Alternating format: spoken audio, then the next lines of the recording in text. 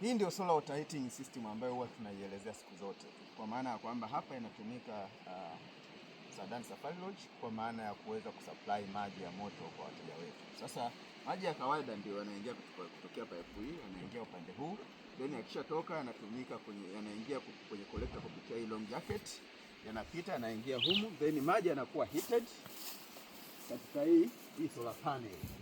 Yakishakuwa yamechemshwa yanapita kwenda kwenye storage tank kupitia hii short jacket pipe. Kwa hiyo hapa kufikia hapa maji ni ya moto sana.